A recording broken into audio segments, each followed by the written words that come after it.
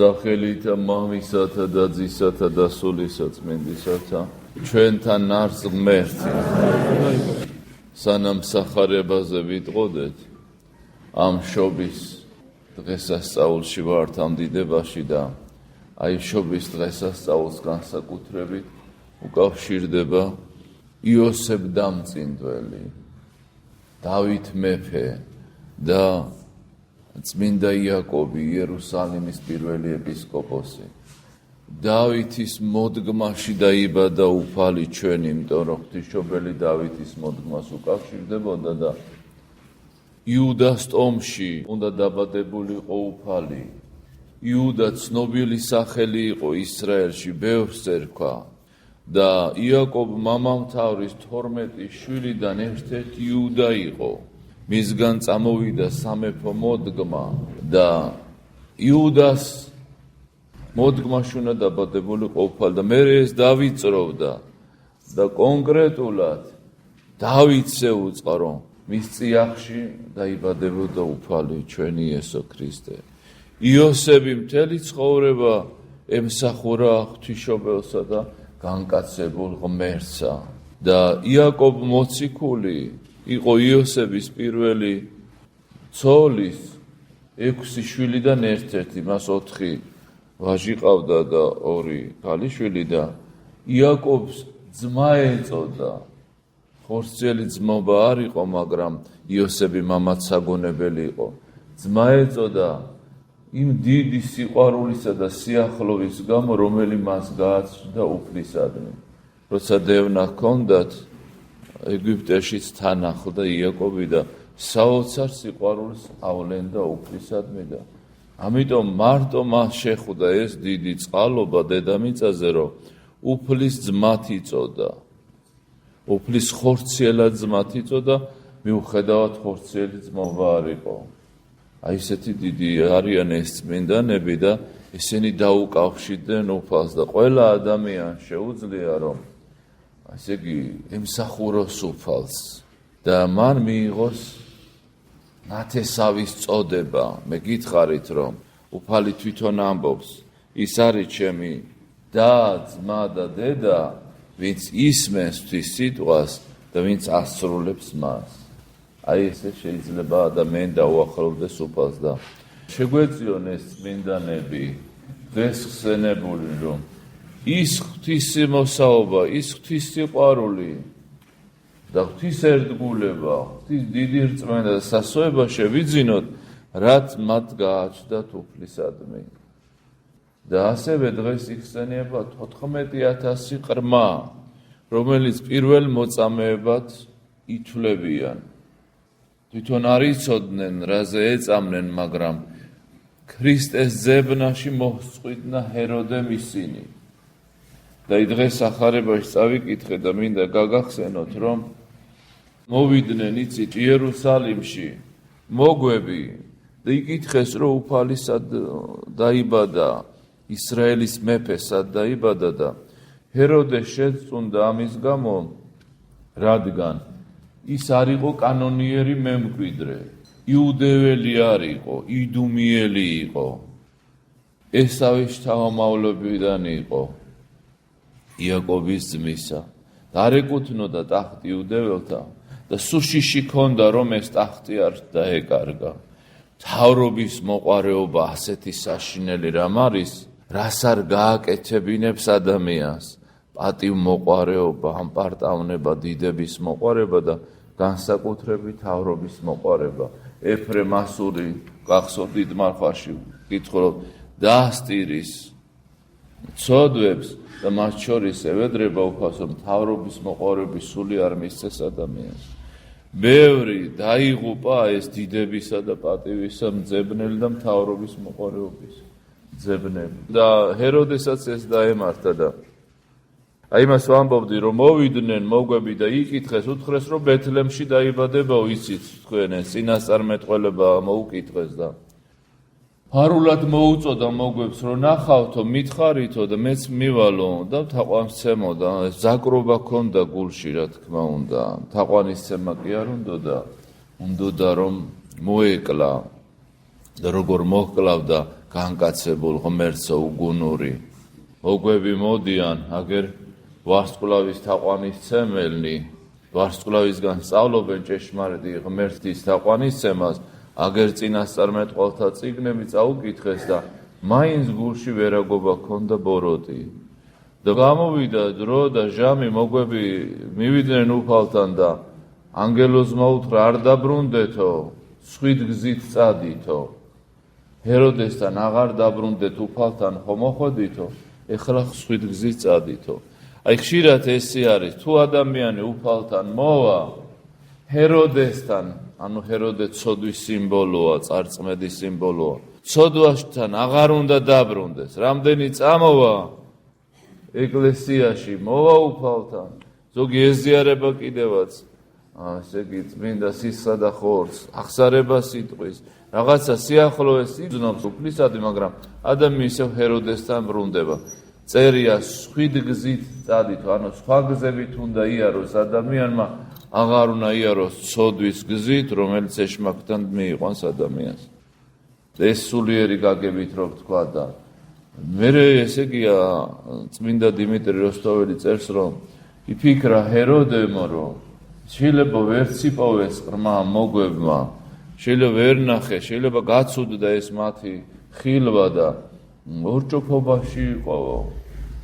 მაგრამ აი გამოვიდა ამბავი მე-40 დღეს უფალე აიყვანეს ტაძარში და იქ სიმონ მიმრთმელი და ანა ფანუელის ასული შეეგება და დიდი საოცრება მოხდა მირქმის დროს და აი ეს ამბავი ჰეროდემდეც მივიდა და მაშინ ჰეროდემ დაიწყო ძებნა მაცხოვრისა, რომ მოეკლა და იოსებს კი ანგელოზმა, უფლის ანგელოზმა უწყა, რომ ჰეროდე ეძებდა მაცხოვარს და მაცხოვარმა თავს იდოა დევნა ჰეროდესაგან და ეგვიპტეში ღამე 10 დღის სავალია. დღის სიცხეში და ღამის სიცივეში თვიშობელი წრწოდა, ხელებში ყავდა თავისი ძე, ეგვიპტეში გარბოდა. რა მწარესანახაობა იყო, მაგრამ უფალი ითმეს აი ამ დევნას. დღეს პატარა განსაცდელი რომ შექმნება ადამიანს, აიხედება ზეცას და იწყებს წუწუნსა და 1000 საყვედურს. უფალმა მოითმინა ის, რომ ისი დედაც განსაცდელში იყო, თვითონაც განსაცდელში იყო. ითმეს და ტვირთულობს ამას და მიდის ეგვიპტეში. დღეს ქაიროში რომ ჩახვალ, დღესაც აჩვენებენ იმ ადგილს, იმ პატარა ღარიბულ ადგილს, სადაც უფალი ჩვენი იესო ქრისტემ თავი მოხარა, სადაც ცხოვრობდა ღვთისმშობელი მართალ იოსებთან ერთად. საოცარი უბრალოება, საოცარი სიღარიბე თუ სიღატაკეში იყვნენ ისინი. ითმენდნენ ამას. დღეს ადამიანი მარტო დიდებასა და ესე იგი რაღაცა კომფორტს ეძებს. დღეს ყველანაირ თანხებს ხარჯავენ, რომ ერთი ნაბიჯი არ გადადგან სახლში ზედმეტად. ტექნიკამ წაიღო ყველაფერი და ადამიანი გახდა ცომივი, მომჩვარული და მიგდებული, არანაირი ღვაწლი, არანაირი შრომა, თვიშობელი. რამდენ შრომასა და ღვაწლს პირთულობდა. რამდენი უბრალოება და სიღარიბე, რო გარდაიცვალა, 2 შესამოსელი ჰქონდა, 2 კაბა, მეტი არა, ისიც ხევლებს, ღარიბებს დაურიგა. რამდენს გვასწავლის თითოეული სიტყვა წმინდა სახარებისა და როგორ სწორ ცხოვრებას გვასწავლის და დღეს ვინ ცხოვრობს, რა მოიძონძოს ტანზე და რა ტექნიკა შეიტანოს სახლში და ობლისთვის, ღარიბისთვის, ავანტყოფისთვის, მშიერისთვის 20 თეთრიც კი ენანება ადამიანს და თვიშობელი და მაცხოვარი მე ჩემი თვალებით მაქვს ნახე კაიროში, როგორი უბრალოებით ცხოვრობდნენ იქ დევნაში. სამყარო შემოქმედი, დამბადებელია, ყველაფრის მომცემია, განამას არ შეეძლო, მაგრამ სახეს გვაძლევს, რომ ადამიანი უბრალოებით უნდა იცხოვროს და თავმდაბლობით. ადამიანს ეუბნება უფალი, პიროფლიანი ჭამდე პურსა შენსაო, პიროფლიანიო. დღეს უშრომელიაც უნდა ადამიანს იცხოვროს, ფეხი ფეხზე გადაიდოს. სანთელივით უნდა იწოდეს ადამიანი და სხვებს უნათებდეს.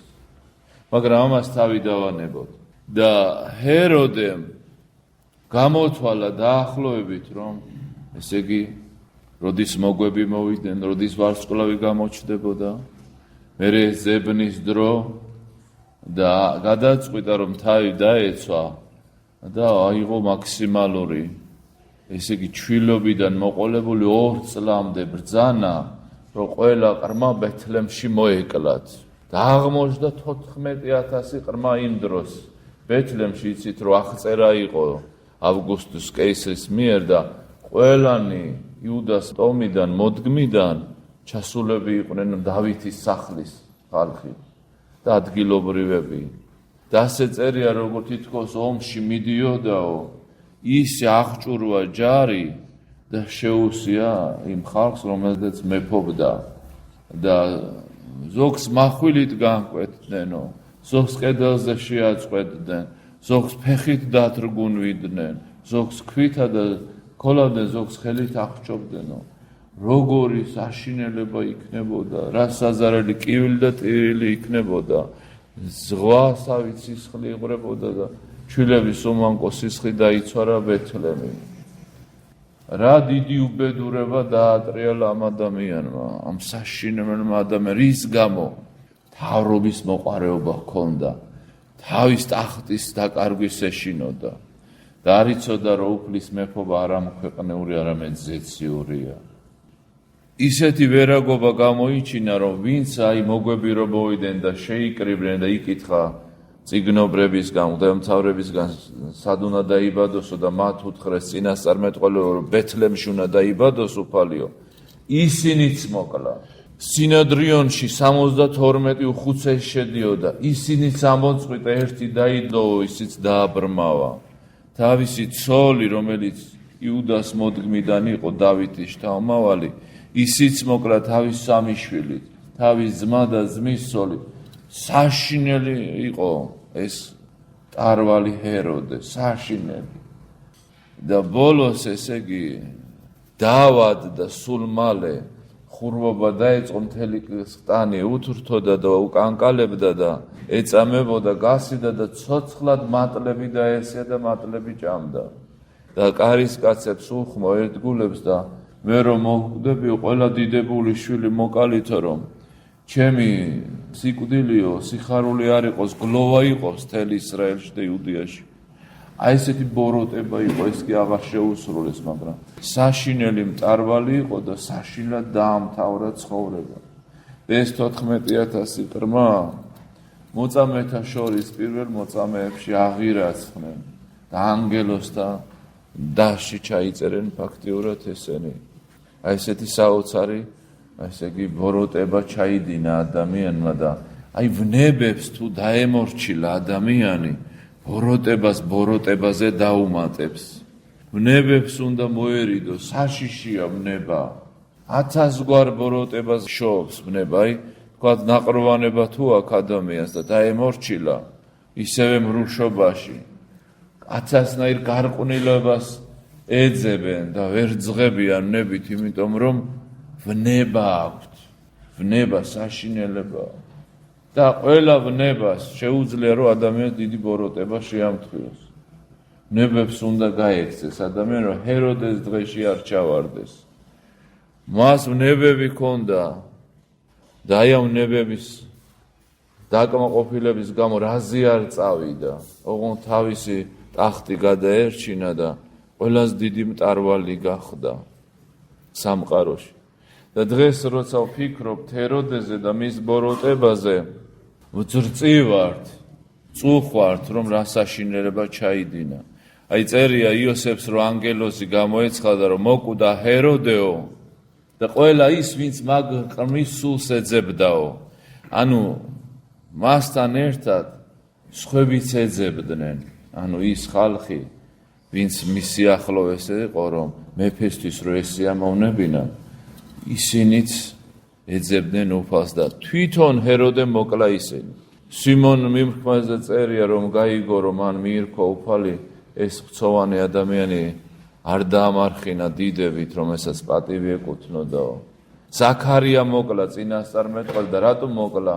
ერთი რომ იოანნათლისმცემელის ადგილმდებარეობა არ გაუმხილა და მეორე ის რომ როცა ღვთისმშობელი და მართალი იოსები ავიდნენ ტაძარში ღვთისმშობელი დედათა შორის არ დააყენა ქალწულთა შორის დააყენა ეს ვერ მოითმინეს უარყვეს და უთხრა ზაქარიამ რომ ღვთისმშობელი შობამდე შობის დროს შობის შემდეგ ქალწულად გიებს გაუგონარია ყოვლის შემძლე უფალმა ასეინება მარადის ქალწული დარჩა ღვთისმშობელი მის ხატებზე შუბზე და მხრებზე ვარსკვლავებია გამოსახული ეს სიმბოლოა მარად ქალწულებისა და უჩივლეს სულ ეძებდა მიზეს რომ მოეკლა და იმ მიზესიც მიეცა საშინელება მოხდა იმ დროს მაგრამ განა ეს იქ დარჩა იუდიაში სადღაც არა ის დღესაც ხდება ეს კვლელობები და დედები რომლებიც უფალ შებღაოდნენ რომ გვიშველეო გადაგვირჩინე შვილიო ჰეროდეს მიმართავდნენ რომ უფალმა შვილი მოგცა შენ რატო გვართმევ შვილსო და როგორმე ცდილობდნენ შვილი დაეცვათ დღეს დედები თვითონ კლავენ თავიანთ შვილებს დედები და მამები თვითონ ხოცავენ თავიანთ შვილებს ყველა სახლში მკვლელია ბებიები დედები ყველა სისხლიანი გულითა და ხელებით არის აი ეს ჰეროდეს ბედი ეწევა ყველას ვინც არ მოინანიებს და ვინც არ შეწყობს ამ ბოროტებას ექიმები თვითონ მკვლელები ქვეყანაში როგორ იქნება მშვიდობა როცა ამდენი მკვლელი ყავს ქვეყანას როცა ამდენი ჩვილი მოსწყვიტეს მოვალენ აღსარებაზე არ მახსოვს 8 იყო თუ 12 ღმერთმა იცის რამდენი იყო დაუდევრად სწოლით კი არა და ნება მისცეს რომ საკუთარი შვილები დაეხოცათ ის დედები როგორი სხვანაირი დედები იყვნენ დღევანდელი დედები როგორები არიან ისინი ყველაფერს აკეთებდნენ ევედრებოდნენ იჩოქებდნენ ტიროდნენ რას არა წინ უდგებოდნენ მახვილს ოღონდ შვილები არ მოეკლა დღეს საკუთარ წიაღში ცოცხალ არსებას კლავენ ჩასახვის დროს ადამიანს უკვდავის სული ეძლევა ის ღვთის ხატი და ღვთის მსგავსია დიდი მისტიკაა ადამიანის ამ ქვეყანაში მოსვლა დიდი საიდუმლოება ღვთისმშობლის და იოანე ნათლისმცემლის ჩასახვის დღესასწაულიც ყია ტაძარში დადგენილი ეს დიდი რამ არის ამ დროს უკვდავ სულს ანიჭებს ღმერთი ადამიანს ისიერად და ასეთი ღვთისგან ნაკურთხი და ღვთისნებით და ღვთის დაშვებით ჩასახულ ყრმებს არ აძლევენ ამ ქვეყანაზე მოსვლის უფლება როგორი სიკეთე ექნებათ ესეთ ხალხს როგორი იქნება მშვიდობა ამიტომ არის 1000 ავანტყოფობები 1000 განსაცდელები 1000 სიბნელე იმიტომ რომ მკვლელები არიან ქვეყანაში მკვლელები არიან და არც ჩერდებიან იმ ქვეყანაში როგორი იქნება მშვიდობა და ერის დაცემის სახი არის ის უტყუარი სახე როცა აბორტი და მკვლელობა გამართლებულია ქვეყანაში ჰეროდეს გვანა აიო წერია გამოცხადებაში რომ მეორედ მოსვლის დროსო მოწამენიო ღვთის ტახტთან დადგებიან და დაადანაშაულებენ უფლის წინაშე მათ ვინც ისინი აწემაო და წერია ასევე რომ ის ჩვილებიც ღვთის ტახტთან შეხვდებიან თავიანთ მშობლებს რომელიც მოსწყვიტეს დაჭრეს და დაგლიჯეს შანთებით ჰეროდეს ჯარისკაცებივით შეხვდებიან და დაადანაშაულებენ უფლის წინაშე თავიანთ მშობლებს უფალო შეგვიწყალი უფალო გადაგვარჩი ადრე მკვლელობისთვის სიკვდილამდე არ აზიარებდნენ ადამიანებს მერე 15 წელი შემოვიდა სტოაში იდგნენ კარებში და ვინ შევიდოდა შესტიროდნენ ილოცეთო რომ შეგვიწყალოს უფალო სიკვდილის წინ აზიარებდნენ მერე 15 წლამდე ჩამოვიდა ეს საჯელი თელი ცხოვრებაო წმინდა მამები ამბობენ რამდენი ჩვილიც მოკლა იმდენ მეტანიას უნდა აკეთებდეს ანუ დაჩოქებას უფლის წინაშე დილას და საღამოსო უნდა ოთხშაბათ და პარასკევს კაცრად მარხულობდნენ ესეთი მშობლები და ღვთისმშობლის დაუჯომეს სინავლის კანონებს უნდა კითხულობდნენ უნდა გულმოდგინეთ ევედრებოდნენ იესოს ლოცვით უფალს რომ შეიწყალოს ისინი უფალმა თელი ცხოვრება უნდა სარეცელს ალტობდეს თავისი ცრემლით ადამიანი და თავზე ნაცარს იყრიდეს ეს ყლელობა ეპატიოს უნათლავად რომ გაუშვეს სიცოცხლეს უფლება რო არ მისცეს, ღმერთმა მისცა სიცოცხლე ადამიანს და რაც არ მიგიცე იმას როგორ ართმევ მას. აბა როგორ გაგვეზარდავ თითქოს ძველ დროში, როცა ყველა ოჯახში მრავალშვილიანობა იყო, ვერ ზდიდა ღმერთი. ღმერთი ყველა ბავშვს თავის პურს მოაყოლებს. ხეცებზე, ნადირებზე და ქვის ქვეშ რომ მატლე იმაზე ზრუნავს უფალ და თუ ღვთისმოსავეად ცხოვრობს ადამიანი და ღვთის რწმენით მას არ მისცემს ღმერთი საზრდოს. აბა შვილი, 8 შვილი როგორ გამეჩინაო? სიღარიბეში ვიქნებოდითო და ერთი რო გააჩინე იმ 7-ის უბედურებაზე ის ბედნიერი გეყოლება? 7 რო და 8 რო მოკლა ამ მათის დაღვრილ სიცხზე ის 2 შვილი ბედნიერი იქნება თითქოს რომ ისინი სიღარიბეში არ გაგეზარდა. სიღარიბეში ცხოვრობდა უფალი და მამაც საგონებელი იოსებთან ერთად ფიზიკურად მუშაობდა. სიღარიბეში და უბრალობაში ცხოვრა ღვთისმშობელმა. სიმდიდრისთვის კი არ გაჩნდა ამ ქვეყანაზე ადამიანი ფუფუნებაზე. ის თავის უბადრუკია 50 თუ 100 თუ 80 წელი რასაც იცხოვრებს, იმისთვის კი არ იცხოვრა ნეტარებაში იყოს და მარაოთი ინიაოს. ღვაწში ჩადგეს და ცხონდეს, მარადიულად ღვთისმშობელთან იყოს. ღვთისმშობელი მოკითხავს ესეთ დედებს და განსაკუთრებით მათ, ვინც არ ანანობს ამას. თითქოს ჰეროდეზე ვბრაზობ და ირგვლივ სულ ჰეროდეა. ირგვლივ დღესაც ჰეროდე ისევ ამ კუთხით ცოცხალია, მკვლელი. არ ირება ჰეროდეები. ქალი როგორ ცხონდება შვილების ამ ქვეყანაზე მოვლინებით, ქრის მორჩილებითა და სიყვარულით და შვილების ღვთისცნებებით აღზრდით. თუ შვილებს ღმერთის გზას ასწავლის და არა წარწმედის გზას. მშობლების ბრალია ხშირად შვილები რო დაღუპულები არიან. დღეს თითისწოლა ბავშვები ისეთ საშინეებს ამბობ, ვინ გაიგო, ჩვენ ისე დავიზარდეთ, გინება რა იყო ვინცო და დღეს პატარა ბავშვები ბილციტყვანი არიან და 1000 უკვე თანამოზიარენი ჭუჭყისა და ცოდვის. დღეს ამ ტელეფონებმა წალეკა ბავშვები მამებზე მეტი იციან ჭუჭყში და სიბილწეზე. არავინ არ აკონტროლებს ბავშვების უმანკო სულს. დაღდასმულები არიან ყრმობიდანვე სიბილწით. ჯერ არ აჩენენ და თუ აჩენენ მას აროვლია. ამდენი მკვლელი ლოა ქვეყანაზე, იმიტომ არის უბედურება სისხლიანი ხელებით, მშობლები და სისხლიანი გულით. იქ რა იქნება უფლის ტახტა რო შეხდებიან თავის მოკლულ შვილებს და ექიმები ასევე. კიდე სხვა უბედურება არის. უფალმა მოგცეს სინანული და შეგვიწყალოს და გადაგვარჩინოს. მთელი ცხოვრება უნდა ინანიებდეს ამას ადამიანი. ერთხელ ესე რომ უგონერად რო თქვა აღსარებაში კი არა. მეტანიებს უნდა აკეთებდეს.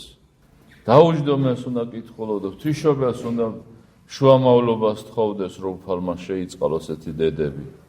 სინანულის კანონებს უნდა კითხულობდეს. ერთი დღე და ორი დღე კი არა. მთელი ცხოვრება უნდა ქონდეს სინანული. და უთხრას უფალო, შენ ნებას მომინდია ჩემი შვილებიო. შენი წყალობის ზღვით შემიწყალე და გადამარჩინე. ყოველ დღე ამ სავანტყოფოში რამდენი 1000 ბავშვი ყვდება. არა მარტო ჩვენში, მსოფლიოში. სისხლიანია დედამიწა, შვილის უმანკო სისხლის დის დედამიწას. ამერიკაში ნახევარზე მეტი ამერიკელების სტატისტიკა არის ასეთი. წინააღმდეგი არიან აბორტის. და ვითომ ჩვენ ესე იგი მათ ვითვლებით ღვთისმოყვარე ერა და თითქმის ყველა სახლში მკვლელია. და ერთი შვილის და ერთი ადამიანი მთელ სამყაროს უდრის. დაუბადებელი რო ამიტომ ის სამი სიცოცხლე აქვს ადამიანს, დედის სიახში, დედამიწაზე და ზეცაში მარადიულად. ის უკვე ღვთის ხატ და მსგავსია, მას უკვე უკვდავი სული აქვს. ცოცხალი არსებაა. ადამიანი კიდე სხვა რამ არის.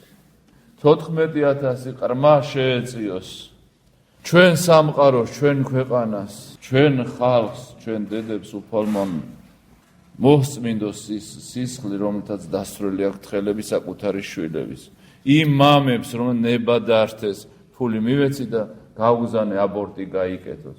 ვაი შენ ამის წილ რა გელოდება რომ შენი შვილების კი არ გადაეფარე პირიქით დათანხმდი რომ დაეჩეხა ჩანთებით ამას ასე გონიათ რომ ცხონება ესეთი ადვილია წმინდა მამები ტიროდნენ ცხონდები და გადავრჩებითო და დღეს ერთი ცრემლი არავიზე მინახავს როცა ახსარებას ამბობს თავისი მოკლული შვილების გამო ცრემლი არ მინახავს სინანულიც კი არ იყო ხმაში თითქმის დღეს სენებული წმინდანები შეგვეწიონ ჩვენა და საქართველოს სულის ხსნასა და გადარჩენისას შეგახსენებთ რომ ოთხშაბათ დიდი დღე სწაულია უფლისწინა დაცვეთა რომელი მერვე დღეს აღესრულა და ასევე დიდი მასწავლებელი დიდი მოძღვარი ეკლესიისა ბასილი დიდი იხსენიება სვეტი და სიმტკიცე მართლმადიდებლობისა სოფლიო გონება ჰქონდა და სოფლიო მამათ არის მიჩნეული და ამ დღესწაულთან დაკავშირებით ოთხშაბათს იქნება წირვა და წინა დაცვეთის შესახებ ოთხშაბათს გეტყვით ორ სიტყვას ასევე მოგვიახლოვდა ნათლისღების დღეები და მეტი სიწმინდით ვიცხოვროთ რომ უფლის მადლს ვეზიაროთ და გადავრჩეთ ამინ ღმერთმა დაგლოცოთ ღმერთმა გაგახაროთ წყალობა გაგატანოთ თქვენა და სრულიად საქართველო დალოცოს უფალმა Aliloda, oi aliloda, ozda khutza, beker beretza, Christe ishva Bethlehem saodot, aliloda, oi aliloda, vaslavebi,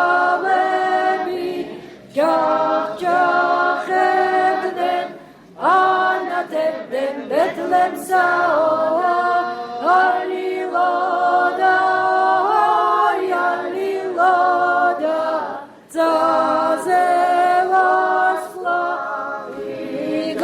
igamochda, shobis macharot belio, aliloda, aliloda,